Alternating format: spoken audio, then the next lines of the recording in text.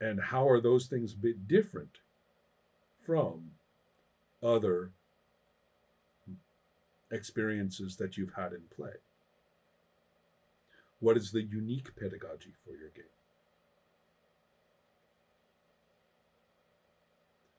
Um, I think I'm going to explain those magical laws and tell them that they can try to uh, get around them or make them work to their advantage. Because I want these things not as some kind of gentleman's agreement No, to no, these bring are not that. constraints. These are serious business. And the fact that you can cheat on them or interpret them into your advantage occasionally, that is part of the situation. That is part of it, right? Or that in this circumstance, the law works for you instead of against you, things like that. This is a big deal. So, excellent. Would you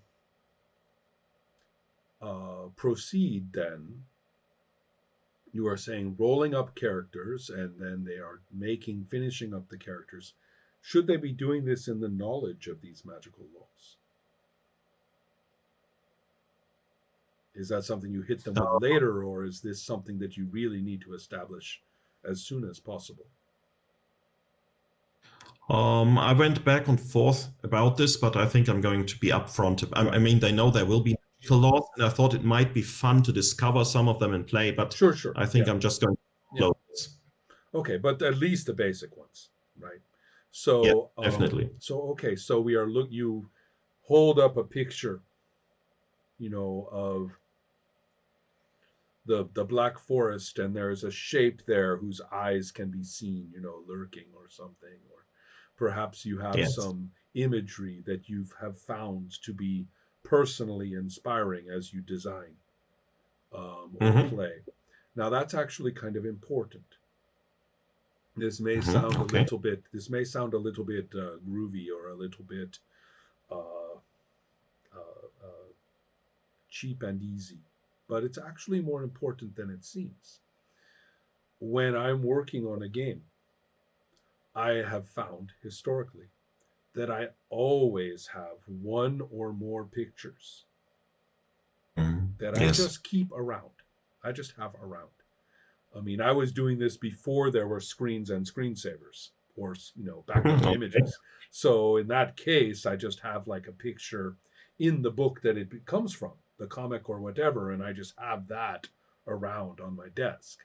Later, of course, we have a JPEG that you put up on your background screen, or in my case, what I like to do is every time I print something about the game, because I like to work with paper, that image is there at the top left of the first page. I may not ever Hmm. use that image. I may not even own that image. It may not even be actually literally what's in the game. The Yes, one I I see used that. for Circle of Hands is completely wrong. The sword is wrong. The armor is wrong. It doesn't work. It's not an illustration for the game, but it has a Yeah, but there's some. quality. Yeah, there's a quality there that helps me get into the right frame of mind. So if you have one or more of these, Mhm. this is a big deal. This is where you say, all right, to properly work on the pedagogy, I need that, you know, up there. I need it. Actually started Right. collecting some of these on the Yeah. blog I've created for the game. Perfect. Yeah. Um, Sometimes one of them jumps up as sort of the one that really leads the rest. So with that in mind, you would say, okay, I will communicate this somehow. Whether mhm. this particular image is the means of communication is not the point, but you will communicate what that says to me somehow. And then you will be providing useful content for them to use. It will be Some of it will concern fictional material. Some of it may be a specific mechanical thing to do. You may want to consider you talked about rolling attributes, that is, just determining something through a randomized means. Yes. And then there are other things that are determined by allocating resources of some kind. In older D&D, that was usually buying equipment. Then you, or depending on the rule set, choosing which spells you will have or something like that. In fact, even choosing a class counts, right? There's a list, pick one. So same with the race in the older D&D. Actually, all the D&Ds, you pick a class, you pick a race. It's a fixed list. So with all of this in mind, then you consider, all right, are the things on these lists the things that I want people choosing? Are the things on this list things that might be better off randomized? Are there Mm-hmm. things which are not listed, but they are things that they do need to establish? So it's required, but it is completely customized. I mean, the name is a very typical one for many games. Yes. Okay. But things like that, anything like that. So, and to look at the procedures and say these are important, they are more important than we think. They are important Mm-hmm. because they establish what is known versus what is unknown. And because you Yeah, I apply can the see same that. thing. Yeah. Don't just apply this to the characters, apply them to you as your procedures as the game master. Should you have a fixed list of modules and you should pick one? Is there such a thing as a template for a module? So you can take this template and say, now what shall I do? And I will fill in this and fill in that. And then that inspires me and I make up a bunch of shit. Right? What is my procedure for that? So I am talking about everybody in play, the procedures that occur so that we can actually play.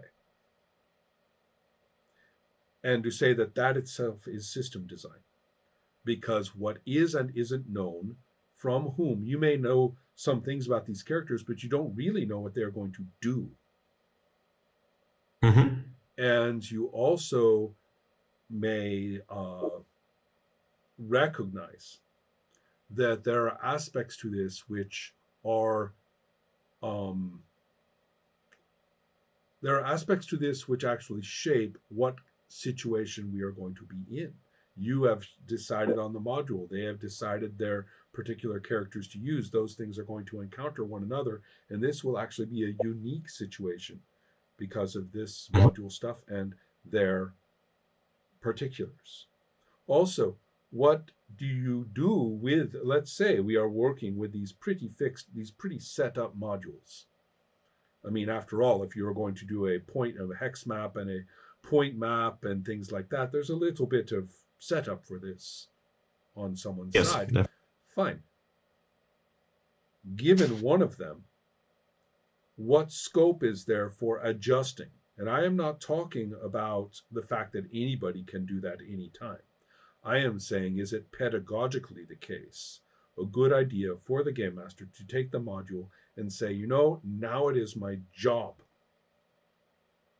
to go through this and cross out some things and circle some things or Mm. make this stronger? Is it not just something I can do because, we all have free will, but is it something that is my job actually to do? And I don't necessarily mean for those characters. I just mean because you like it. Because Mm-hmm. I bet you do that occasionally yourself. If you do that Yeah, actually, occasionally yourself for fun, then maybe it should be part of the pedagogy. yeah, that is actually a bit of a headache how to deal with modules, because I do want to and need to run other people's modules because of time constraints, also because I want to, especially vanilla modules modified by my stuff. There you go. Right there. But Right there. Right there. You just said it. How do you instruct another person to do exactly that? yeah, Because that's and probably some feature of power in your play that you do for fun and may not even recognize as a central part of the power of your game. yes, Yeah. yeah, like replacing monsters or taking out stuff like Vendigos and Sphinxes and Manticores and sort of focusing on the Germanic Right. legends Right. So, And mhm. I've toyed with a replacement table for the most common D&D monsters. Yeah, Mhm. if you find this in the module, then you might take this from the modified Mhm. bestiary or whatever. Mhm. But yeah, I cannot cover everything. No, of course not. But more importantly, so therefore, it's not a translation conversion kit that we are talking about. It is instead the the principles that one brings to such modifications, Okay. and the idea that you would, and not only that, but that one thing that gets communicated at that point is the desire to do it. You are communicating. You cannot put that desire there when it is not, but you can hmm communicate your excitement and the fun you get out of doing it. So, therefore, if the person is inclined at all, then they will follow your lead in how to do it. Yeah, So, I think you're right. yeah. Principles and examples are better than long lists, Oh, probably. yeah. If you get in this, then Mm-hmm. you can have actually the fun of making those choices yourself. Yeah, Mm-hmm. what I do is I don't know, Sasquatch. What would be a good Right. analog? Mm-hmm. Or is there such a thing, too, for pedagogical purposes? Such a thing as providing a pretty solid playable module suitable for beginning characters, but also saying, and it is your job now to go in and place or change things that are not just turning Yes. it from some unholy mashup of Babylonian and you know French mythology, some unholy hmm mashup of that you find in this D&D module. Changing that into your construct is actually not that hard to do. But Actually, I've fantasized about this regarding D&D in general, how I mhm, would do an introductory module. For example, including situations where you need to make a ruling, yeah, like some underwater thing, and not provide rules for underwater combat. Just right, say, here, at this point, you have to decide how you handle drowning, and right, I'm not going to help you. You yes. have to do this. Paul Sega goes further than me in our thinking about this. We have some similar thoughts about it, but he is more radical than I am. He Okay. actually considers full instruction through every contingency of play to be not only unnecessary, but literally counterproductive. hmm And I tend to agree with him on that basic idea because I am tired of trying to anticipate everybody out there and, putting in every last legal, thing of the DM can hold up and Yes. says, no, no, the author says that's not going to work. It says right here, that's that you will, there's no point in trying to create the game, the great legal document, right, of play. But Paul takes it further than me. He will go to a situation and he says, anybody who is playing this and having a good time is perfectly capable, especially if you sort of designate the job. It's like, okay, game master, you have to do this, right? You actually Mhm. kind of designate the job, or you say, player, look, your character has this employment, and that's where you're going to start your first play is you're going to be working. And Mhm. then he just leaves it out. How is that job going to go for you?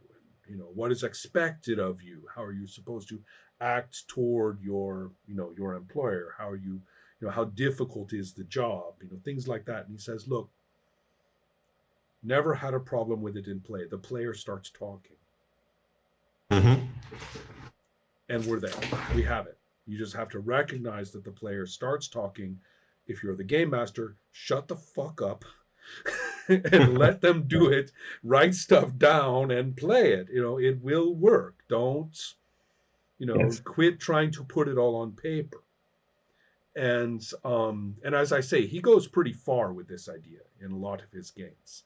Not to the point that I consider them to be vague or unworkable, but to the point that if you are trying to read it so that you are legally prepared for everything, you are going to shake it and think that something pages are missing, right?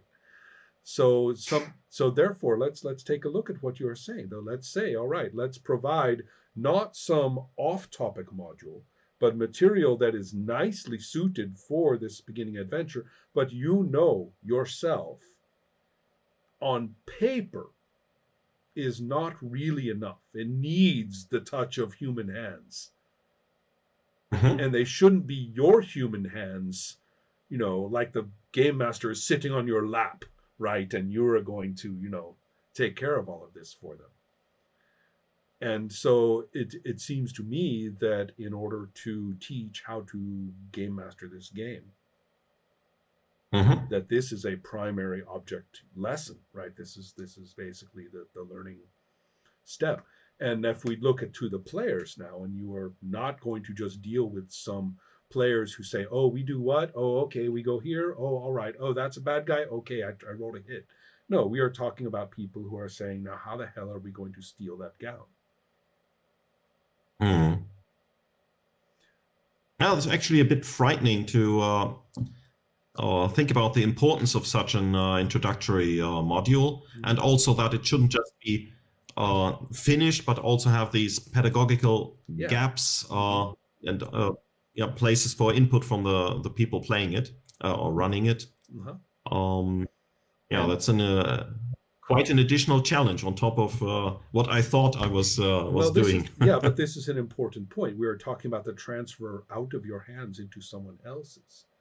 And Yes. one of the things that has always frustrated me is this notion of the game designer as the sort of uh, grand provider of the experience, and everybody else just has to do now as the sheet of music directs, and you will have this great experience. And of course, this never happens. So the real question then becomes, what then people start babbling about, like the magic and the good GM and stuff like that, and you're like, all right, let's demystify this. What's really happening is that this material in the text is inspirational and pragmatic. It is inspirational that makes you say, ooh, I am captured by this imagery, I am captured by this phrasing, I am captured by these fictional possibilities. And then it is also pragmatic in the sense of what you are instructed to do, you can hold and you can use it yourself. You actually can do something with it.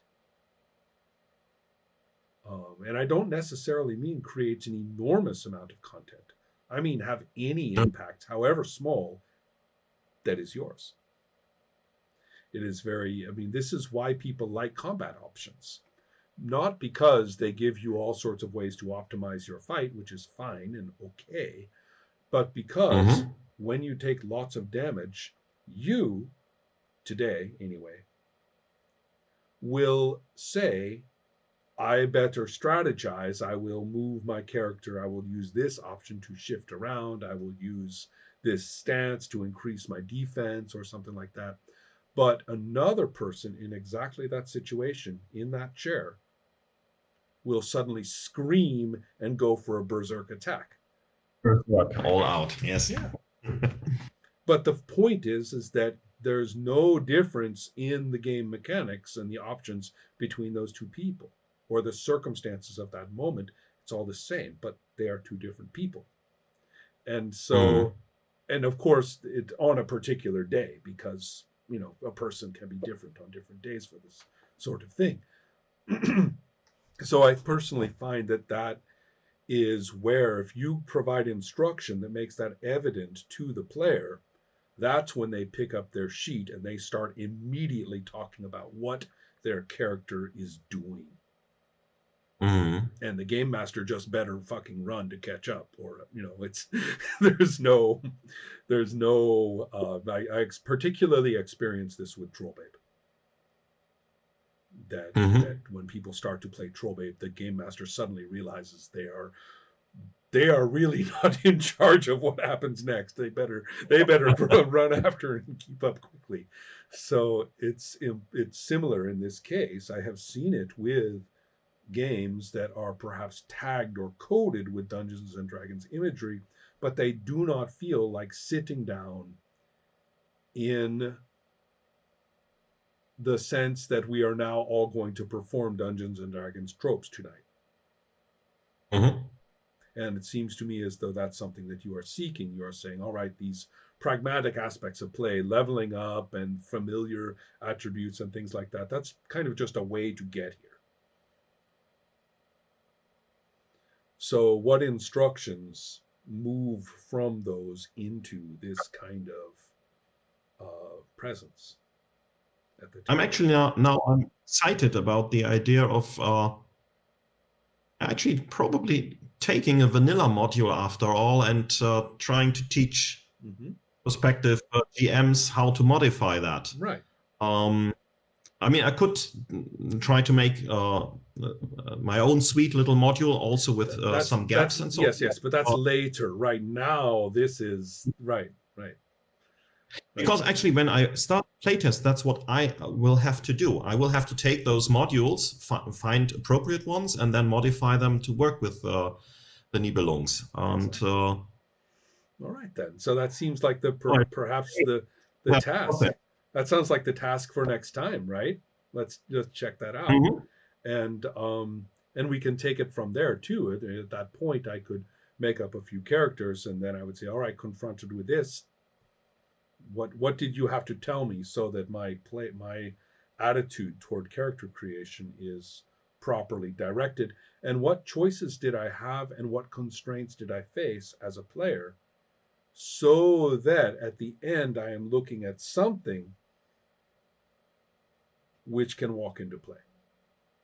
Even if it is still Mhm. very sketchy, I don't know if they're a good person or a bad person. I don't know lots of things, but this has enough momentum that I can go right in. Yes, there should be a little something. I mean, Yeah, I expect starting characters to be sketchy given yeah. the death rate and so Hmm. on, but still, it's good to have something to go I with, agree. to go on. Hmm. So excellent. Shall we continue with this with that in mind? Yes, very much so. Excellent. I need some time, Yeah, obviously, yeah. but yeah, that Excellent. I look has me forward to fired this. up. Excellent. Okay. I will talk to you later on. Take care. Yeah, thank you very much, and have a nice